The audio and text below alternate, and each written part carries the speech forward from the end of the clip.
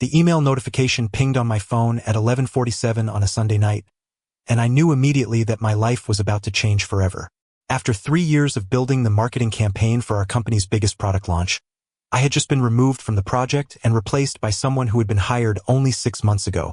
The cold, corporate language of the message felt like ice water in my veins as I read those devastating words that would strip away everything I had worked toward.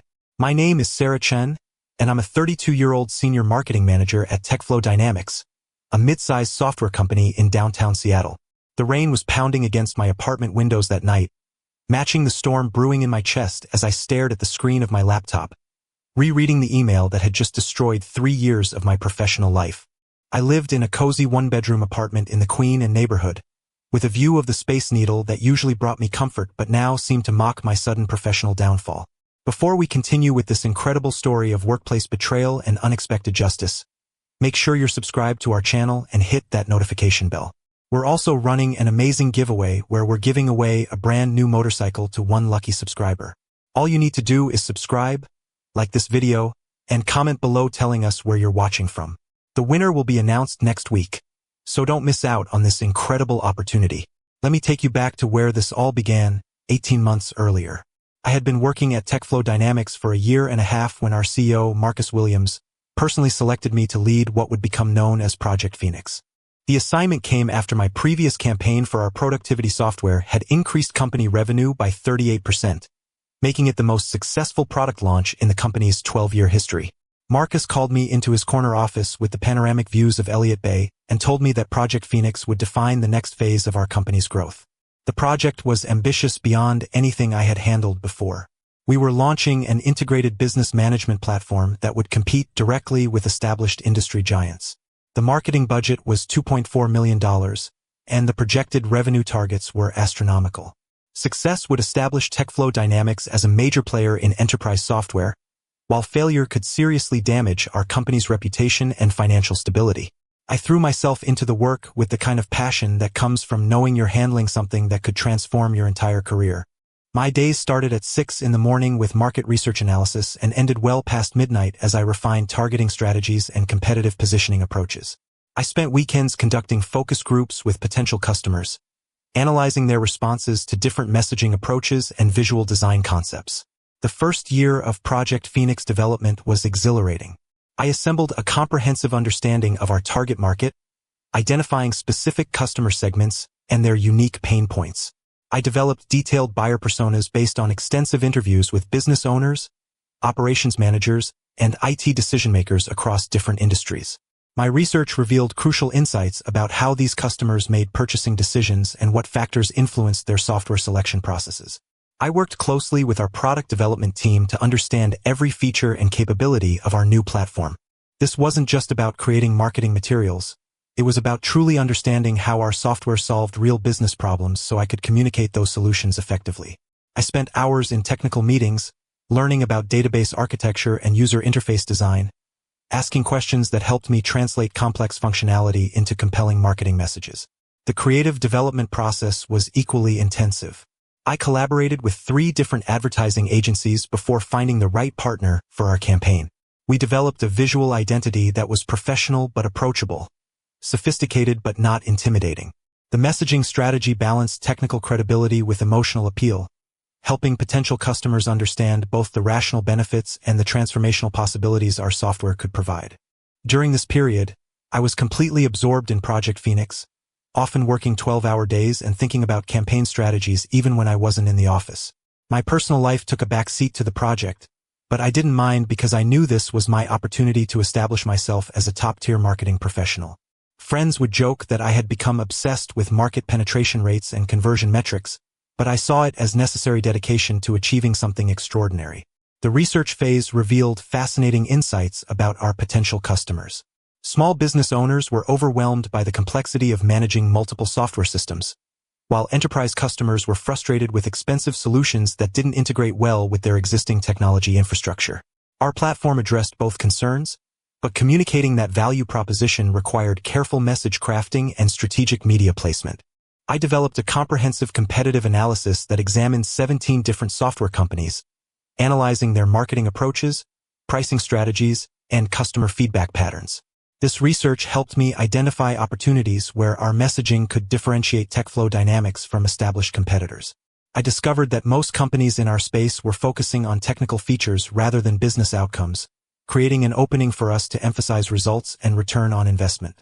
The financial modeling for Project Phoenix was complex, involving multiple revenue scenarios and customer acquisition cost projections. I worked with our finance department to develop realistic expectations for campaign performance, including best case, worst case, and most likely outcomes. These projections became the foundation for budget allocation decisions and timeline planning, ensuring that every dollar spent on marketing would contribute to measurable business results. 6 months before the planned launch, our team dynamics began to shift in ways I didn't immediately recognize as problematic.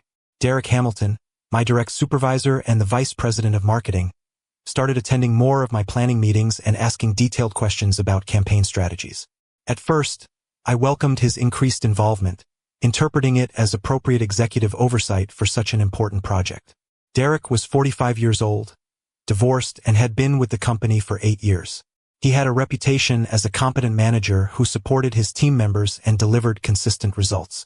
His office was decorated with awards from previous campaigns and family photos featuring his 2 teenage daughters. Derek drove a silver BMW and lived in an expensive condominium in Bellevue, maintaining the lifestyle expected of a successful corporate executive. During this period, I was fine-tuning our media strategy and finalizing agreements with digital advertising platforms. The campaign would include television commercials during business programming, targeted online advertisements on industry websites, and strategic placement in trade publications. We had also planned a series of webinars and conference presentations to generate interest among potential customers and establish thought leadership in our market segment. Then Jessica Morrison joined our team, and everything began to change in subtle ways that I didn't fully understand until much later. Derek introduced her during a Monday morning staff meeting as our new marketing coordinator, explaining that she would be supporting various departmental initiatives while learning about our company's approach to campaign development. Jessica was 28 years old, with blonde hair styled in a professional bob and blue eyes that seemed to take in everything around her. Jessica's resume was impressive for someone her age. She had worked at a prestigious marketing agency in Los Angeles before moving to Seattle for what she described as lifestyle reasons. She held an MBA from a respected university and had experience with digital marketing campaigns for technology companies. Her credentials were legitimate and her references were excellent, but something about her arrival felt calculated in ways I couldn't quite articulate. From her first day, Jessica demonstrated exceptional focus on Project Phoenix. While her job description included supporting various marketing initiatives, she seemed particularly interested in our major campaign.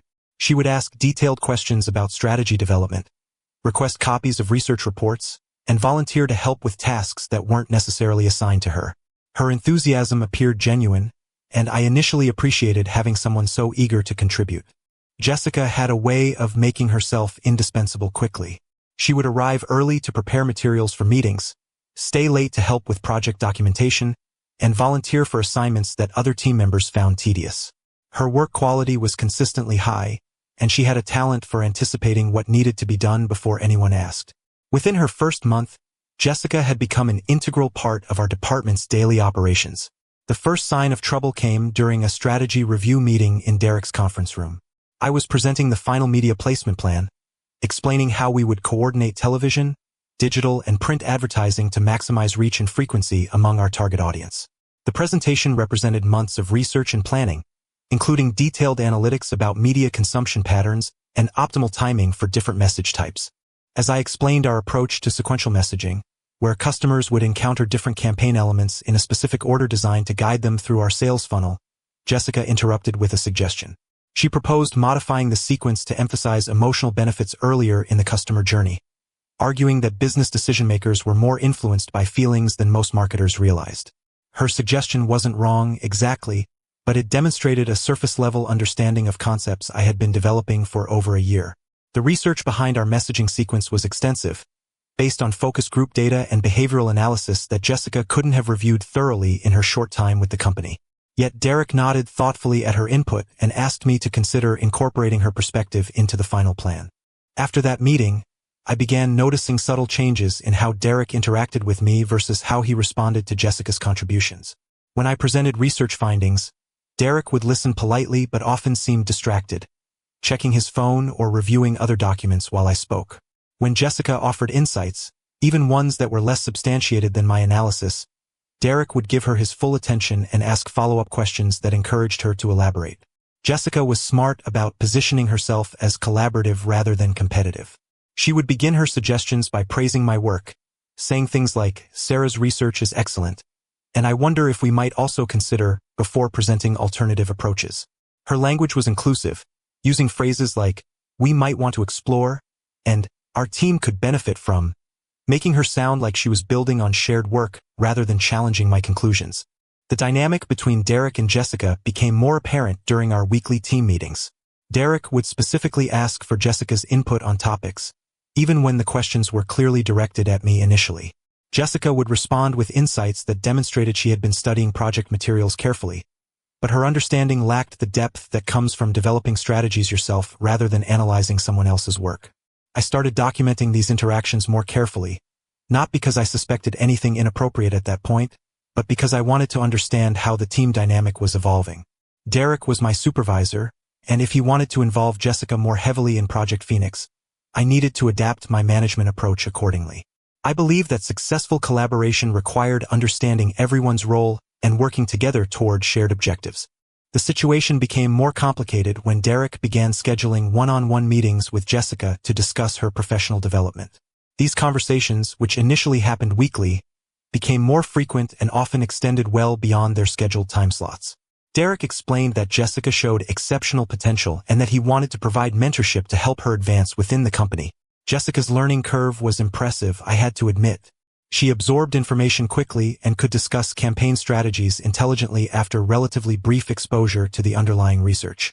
Her questions were insightful, and she demonstrated good instincts about customer psychology and message effectiveness. If I had been in Derek's position, I probably would have been impressed with her capabilities and eager to provide development opportunities. During this period, I was working on the final elements of our creative campaign. The television commercial production was entering post-production, with careful attention to color grading and audio mixing that would ensure consistent quality across different broadcast formats. Our digital advertising creatives were being adapted for various platform requirements, from Instagram stories to LinkedIn sponsored content, each optimized for specific audience segments and viewing contexts. The complexity of coordinating multiple media channels was enormous. Television advertising required different creative approaches than digital platforms, but the messaging needed to be consistent enough that customers would recognize our campaign across different touchpoints. I was working with graphic designers, copywriters, video editors, and media planners to ensure that every element of the campaign reinforced our core value proposition while adapting to the unique characteristics of each advertising medium. Jessica began attending more of these creative development sessions, initially as an observer but gradually taking on more active participation. She would offer feedback on visual concepts and suggest modifications to advertisement copy. Her input was generally helpful, but I noticed that she was building relationships with our external creative partners, positioning herself as a key decision-maker even though I remained the official project manager. The turning point came during a crucial meeting with our primary advertising agency. We were finalizing the television commercial that would serve as the centerpiece of our campaign launch. The commercial represented months of concept development, script writing, casting, filming, and post-production work. Every visual element, every word of dialogue, and every moment of pacing had been carefully crafted to communicate our message effectively within a 30-second time frame. I arrived at the agency's offices in South Lake Union prepared to review the final cut and approve any last-minute adjustments. The conference room overlooked the bustling tech corridor, with floor-to-ceiling windows that provided a view of other software companies and startup offices. Jessica arrived shortly after me, carrying a leather portfolio and wearing a navy blue dress that looked expensive and professionally tailored. During the commercial review, Jessica began offering detailed feedback about specific visual elements and suggested modifications to the voiceover script. Her suggestions weren't unreasonable, but they demonstrated a level of involvement in creative decisions that went beyond her official role as marketing coordinator. The agency representatives looked confused about who was actually authorized to approve changes, glancing between Jessica and me as if they weren't sure who was in charge. Derek arrived halfway through the meeting and immediately deferred to Jessica's judgment on several creative questions. When I tried to explain the research behind certain visual choices, Derek seemed impatient, suggesting that we needed to make decisions quickly to stay on schedule. The agency team picked up on the dynamic and began directing their questions primarily to Jessica, treating her as if she had final approval authority. That evening, I stayed late in the office to review all the Project Phoenix materials and ensure that campaign elements were properly coordinated. I wanted to make sure I hadn't missed any details that might affect launch success. As I worked through financial projections, media schedules, and creative specifications, I realized that everything was well organized and strategically sound. The campaign I had developed was comprehensive and targeted to deliver exactly the results our company needed. The next morning brought a conversation that clarified the shifting power dynamics within our team. Derek called me into his office and explained that Jessica would be taking over primary responsibility for managing our advertising agency relationships. He said that Jessica had expressed interest in expanding her role and that he thought the additional responsibility would be good for her professional development. When I asked what my role would be in agency management, Derek seemed uncomfortable, adjusting his tie and looking out his window toward the Seattle waterfront rather than making eye contact with me. He explained that I would continue to oversee strategic planning and performance analysis, while Jessica handled day-to-day creative coordination. The division of responsibilities sounded reasonable in theory, but I understood the implications for my authority and visibility within the project. Jessica's promotion to agency liaison was announced to the broader team during our next staff meeting. Derek praised her collaborative approach and her fresh perspective on creative development.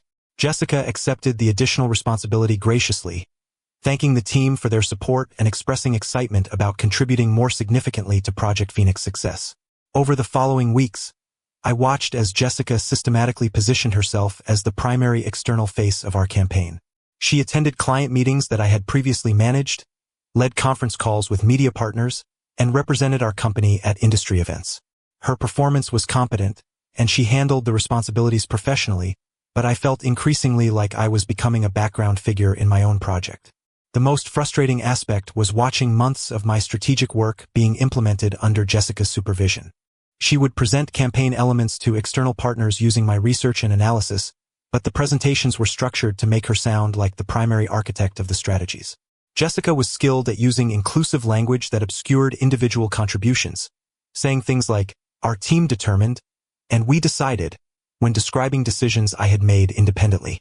Derek's behavior toward me continued to evolve in subtle but unmistakable ways. He would schedule meetings about Project Phoenix without including me, then apologize afterward, claiming the oversight was unintentional.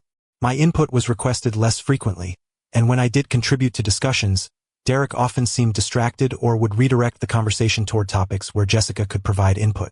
I began to suspect that Derek and Jessica's relationship had developed beyond professional mentorship, though I had no concrete evidence to support this conclusion. They would have lunch meetings that extended well into the afternoon, often at upscale restaurants in downtown Seattle.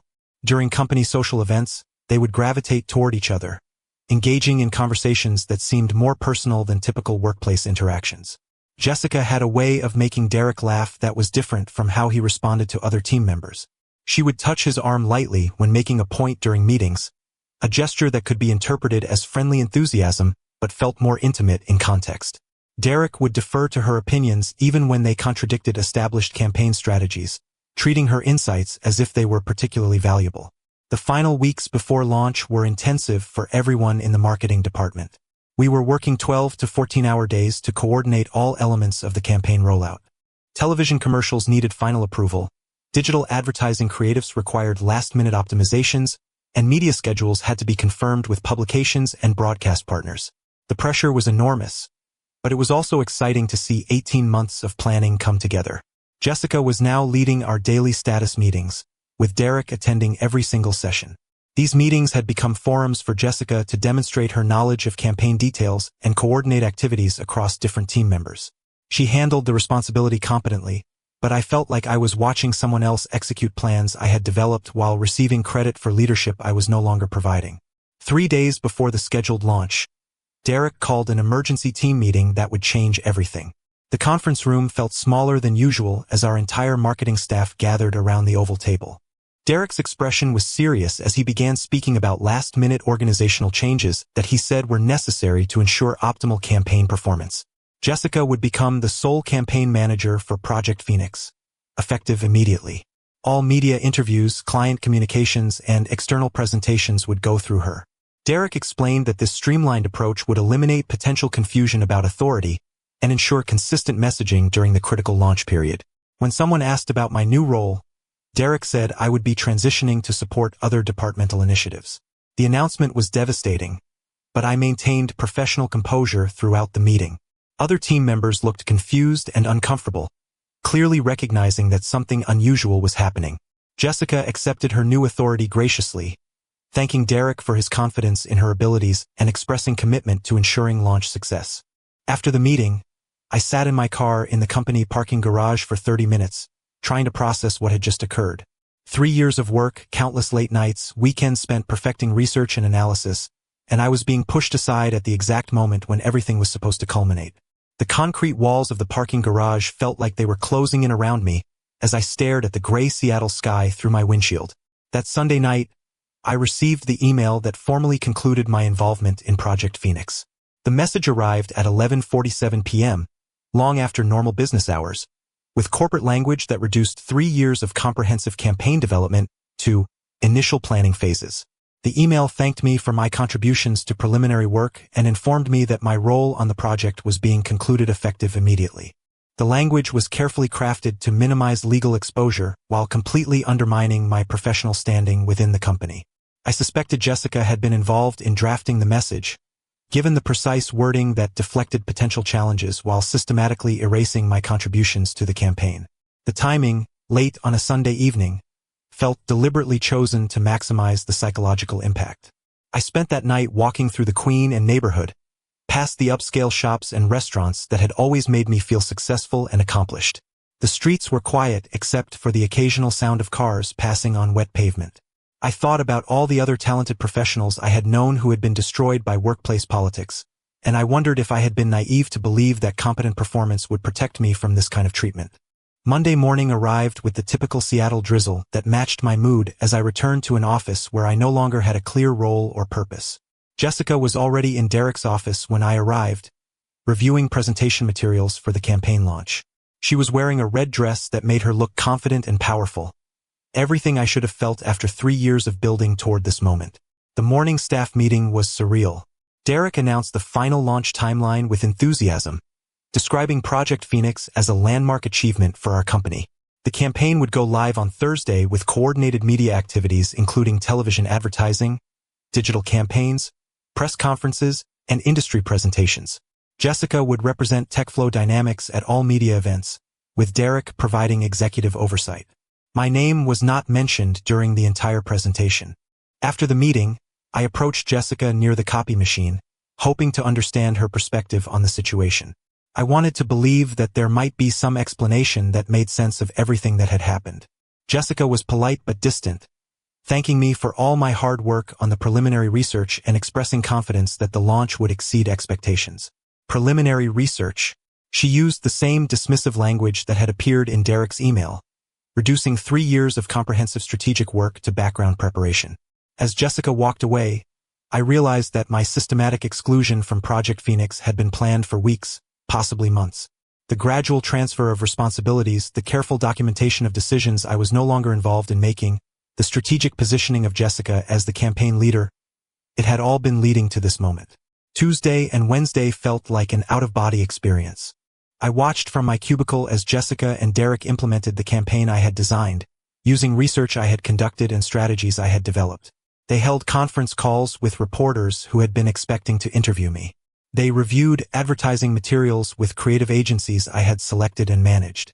They practiced presentation talking points based on market analysis I had spent 2 years perfecting. Jessica handled the media attention with natural confidence, speaking knowledgeably about consumer behavior patterns and market positioning strategies. She had clearly studied the campaign materials thoroughly and could discuss complex concepts intelligently. Derek supported her enthusiastically during conversations with other department heads, praising her innovative thinking and strategic insights.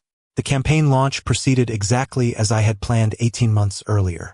Television commercials began airing during morning business programming, digital advertisements appeared on targeted websites, and social media content started generating engagement among potential customers. Initial response metrics were strong, confirming that the strategic approach was working as projected. Wednesday evening, As I was preparing to leave the office after another day of watching other people implement my work, my phone rang. The caller ID showed a number I didn't recognize with a local Seattle area code. I almost ignored it, assuming it was a telemarketer, but something made me answer. The voice on the other end was professional and familiar, though I couldn't immediately identify the speaker. The caller was Marcus Williams, our CEO. I had interacted with Marcus during company meetings and presentations, but we had never had a personal conversation. He asked if I had time to talk, and something in his tone made me sit back down at my desk. The office was quiet except for the hum of computers and the distant sounds of cleaning crews working on other floors. Marcus explained that he had been reviewing Project Phoenix materials in preparation for Thursday's launch. As CEO, he made it a practice to understand major campaigns thoroughly before they went public, especially initiatives with significant budget allocations and revenue implications. He had been impressed with the depth of research and the sophistication of strategic planning that had gone into the campaign development. Then Marcus asked the question that made my heart race. He wanted to know why my name wasn't appearing on final campaign materials. According to his records, I had been the designated project manager since Project Phoenix inception. He had been expecting to see my contact information on media relations documents and my signature on strategic planning summaries. I explained the recent organizational changes as diplomatically as possible, describing Jessica's expanded role and Derek's decision to streamline launch management. Marcus listened carefully, asking specific questions about timing and decision-making processes. His inquiries were precise and focused, demonstrating the kind of analytical thinking that had made him successful as a corporate executive. Marcus requested a meeting first thing Thursday morning, before the campaign launch activities began. He wanted to review the project development timeline and understand how the current management structure had evolved. His tone was professional but firm, the kind of invitation that isn't really optional when it comes from a company's chief executive.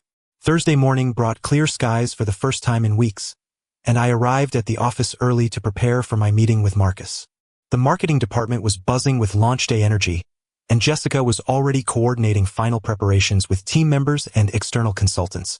She looked confident and in control, everything I had worked 3 years to become.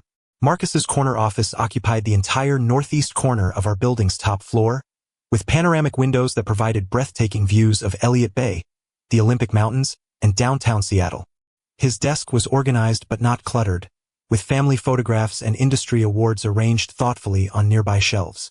Marcus gestured for me to sit in one of the comfortable leather chairs near his windows, and he took the seat across from me rather than remaining behind his imposing executive desk. He had clearly done extensive homework before our meeting. Marcus had copies of every Project Phoenix document I had ever submitted, organized chronologically from the initial proposal through the most recent strategic updates. He had reviewed budget allocations, timeline projections, market research summaries, creative briefs, and performance metrics. As he referenced specific materials, he asked detailed questions about methodology and decision-making processes that demonstrated thorough preparation. Marcus wanted to understand exactly how Jessica had become involved in Project Phoenix and how her role had expanded over the 6 months since her hiring.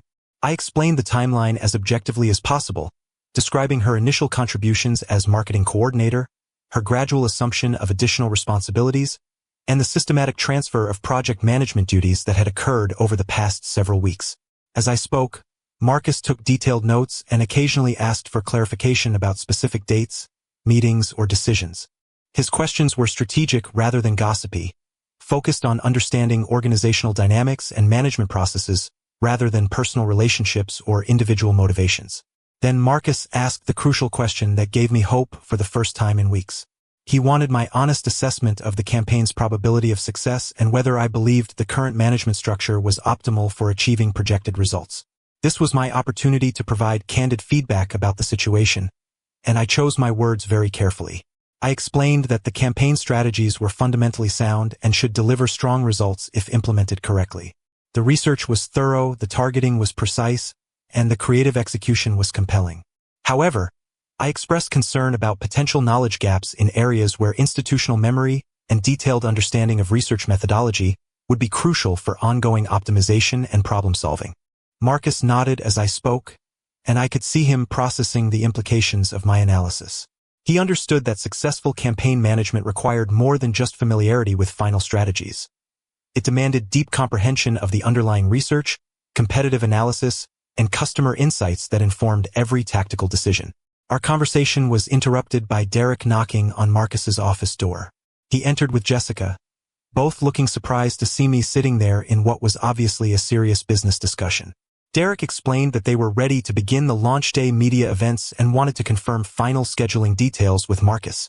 The tension in the room was immediately palpable, though everyone maintained professional composure. Marcus invited Derek and Jessica to sit down, mentioning casually that he had been reviewing Project Phoenix materials with me as part of his standard preparation for major campaign launches. Derek's expression showed a brief flash of concern before he composed himself and began explaining Jessica's readiness to represent the company at all scheduled events. Jessica smiled confidently and thanked Marcus for the opportunity to lead such an important initiative. Her poise was impressive, and she clearly felt prepared to handle the media responsibilities that came with campaign leadership. However, when Marcus began asking specific technical questions about strategic methodology and research conclusions, subtle limitations in her knowledge became apparent to someone with his experience in evaluating executive capabilities. Marcus asked Jessica to explain her approach to target audience segmentation, particularly the research methods used to identify optimal customer profiles and messaging priorities. Jessica provided intelligent answers that demonstrated familiarity with the campaign strategies, but her responses lacked the detailed understanding that comes from actually developing the research yourself rather than studying someone else's conclusions. When Marcus inquired about specific data points from consumer research studies, Jessica offered general responses that showed she understood the findings but not the underlying analytical processes. She handled the questions professionally, but someone with Marcus's experience could detect the difference between presenting original work and discussing inherited strategies. Derek attempted to provide additional context, emphasizing Jessica's collaborative approach and her ability to synthesize input from multiple team members. He praised her fresh perspective and innovative contributions, describing her involvement in terms that made her role sound more substantial than it had actually been. Marcus listened to both Derek and Jessica without revealing his thoughts, asking follow-up questions that continued to probe their understanding of campaign details and strategic foundations. After approximately 25 minutes, he thanked them for the comprehensive briefing and confirmed that media events could proceed as scheduled. Derek and Jessica left his office looking relieved that the meeting had gone smoothly. Marcus closed his door after they departed and returned to his chair near the panoramic windows. He sat quietly for several minutes, looking out at the Seattle skyline and the busy harbor below before turning his attention back to me. When he finally spoke, his tone had shifted to something more direct and decisive. He told me that our conversation and his review of project documentation had clarified the situation completely. Based on the evidence, Marcus was confident that I had been the primary architect of Project Phoenix campaign strategy. He appreciated Jessica's contributions and Derek's management efforts, but he was deeply concerned about the organization's approach to recognizing and retaining exceptional talent. Marcus offered me a new position as Director of Strategic Marketing, reporting directly to him rather than through Derek's department. The role would involve leading major campaign development for all company product launches, with a dedicated team of analysts and coordinators working under my supervision. The position came with a substantial salary increase, equity participation, and the kind of strategic autonomy I had been hoping to achieve throughout my career. I accepted Marcus's offer immediately, though I tried to maintain professional composure despite feeling like I wanted to jump up and celebrate. We spent the next hour discussing organizational structure, team composition, reporting relationships, and implementation timeline. Marcus explained that he would announce the changes after Project Phoenix launch events were completed, allowing the current campaign to proceed without disruption while positioning the company for more effective strategic management going forward. The rest of Thursday felt like living in an alternate reality. I watched from my cubicle as Jessica conducted television interviews and Derek managed launch logistics, knowing that everything would be different by Monday. The campaign went live precisely as planned, with coordinated media activities reaching target audiences across all planned channels. Initial response metrics were exceptionally strong, confirming that the strategic foundation was solid. Jessica performed admirably during media appearances, discussing campaign objectives and company values with appropriate enthusiasm and professional competence. She handled reporter questions skillfully and represented TechFlow dynamics with exactly the kind of polished presentation that corporate communications require. Derek coordinated logistics efficiently, ensuring that technical aspects of the launch proceeded smoothly and on schedule. Late Thursday afternoon, Marcus sent a company-wide email announcing organizational changes, effective the following Monday. I was introduced as the new Director of Strategic Marketing, with expanded responsibilities for major campaign development, strategic planning, and marketing team leadership. The announcement highlighted my track record of successful project management and expressed confidence in my ability to guide the company's marketing efforts through its next phase of growth. Derek's reaction to the announcement was professionally controlled but clearly uncomfortable. He congratulated me during a brief hallway conversation, expressing surprise about the timing of organizational changes and asking questions about how the transition would affect departmental operations. I assured him that I looked forward to working collaboratively and that the changes would strengthen our overall marketing capabilities. Jessica seemed genuinely shocked by the announcement, perhaps realizing for the first time that her rapid advancement had been noticed by senior management and evaluated within a broader organizational context.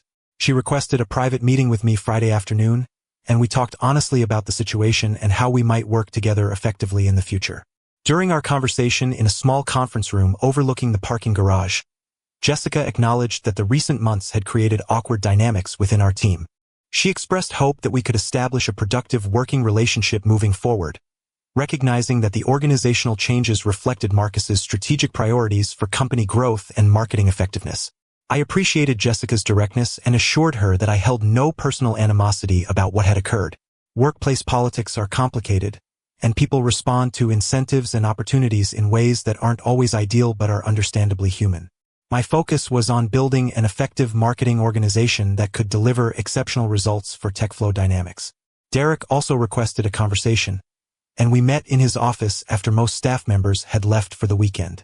He seemed genuinely surprised that his management approach had been problematic, explaining that his decisions had been based on what he believed was best for Project Phoenix and company success. Derek appeared to lack awareness of how his behavior had affected team dynamics and project outcomes.